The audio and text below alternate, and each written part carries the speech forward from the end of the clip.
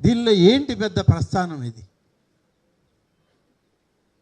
మీరు నిలబెట్టిన ఆడబిడ్డ అయినా, మేము నిలబెట్టిన ఆడబిడ్డ అయినా ఆడబిడ్డే.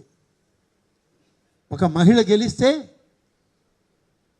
గెలుపుకు అవకాశాలు ఏర్పడితే అంత ఫ్రస్ట్రేషనా మీకు? ఎందుకు అంత ఫ్రస్ట్రేషన్?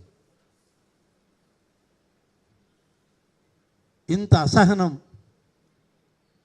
ఇంత నిరాశ, నిస్పృహ వాదన చేసేటువంటి ప్రతిపక్ష నాయకుడు అసలు రాజకీయాల్లో ఉండతగడా అని అడుగుతున్నా. గెలుపు ఓటములు ప్రజాస్వామ్యంలో సర్వసాధారణం. ఎవరు గెలవలేదు, ఎవరు ఓడలేదు. భారతదేశ ప్రధానిగా చేసినటువంటి శ్రీమతి ఇందిరాగాంధీ ఓడిపోలేదా? తెలుగు వాళ్ళకి భావోద్వేగాలతో కూడుకున్నటువంటి రాజకీయాల్లో తను తెలుగువారి యొక్క ఔన్నత్యాన్ని కాపాడడానికి వచ్చిన డాక్టర్ ఎన్టీ రామారావు గారు ఓడలేదా? ఇవాల్టి మన ముఖ్యమంత్రి గారు ఎన్నికల్లో పోటీ చేయకుండా మానిన సందర్భాలు లేవా? ఎన్ని దఫాలు ఎంతమందికి జరిగాయి? నిరాశ నిస్పృహలతో ఎంత మాట అంటే అంత మాట. వయసుకి గుర్తివ్వరు, వయసును గురించి ఆలోచించరు. చిన్న పెద్ద తేడా లేదు.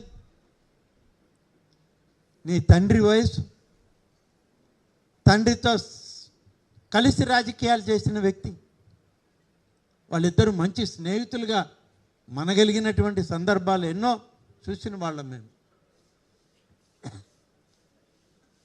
ప్రతిపక్ష నాయకుడిగా, ముఖ్యమంత్రిగా ఇద్దరు పక్కపక్కన కూర్చొని ఎన్నో విషయాలు, ఎన్నో రాజకీయ కార్యక్రమాల గురించి చర్చించుకున్న రోజులు చూసాం.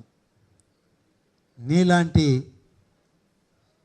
స్వభావాలు ఎక్కడ మాకు వాళ్ళల్లో కనపడదు.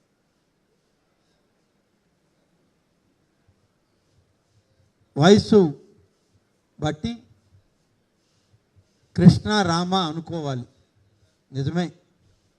నీకు ఆ పేర్లు పలకడానికి కూడా ఇష్టం లేదు కదా. ఆ దేవుళ్ళని చూడటానికి కూడా ఇష్టపడినటువంటి కుటుంబం నీది. నువ్వు ఇవాళ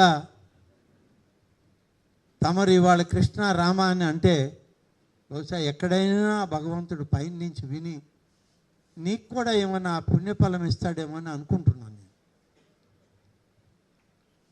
నీకు దేవుళ్ళ పేరు చెప్పనేవి నీకు ఇష్టపడని వాడివి ఇవాళ రాష్ట్ర ముఖ్యమంత్రి గురించి అంత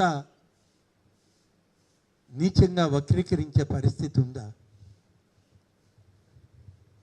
ఇవాళ ఒక మహిళ పులివెందుల్లో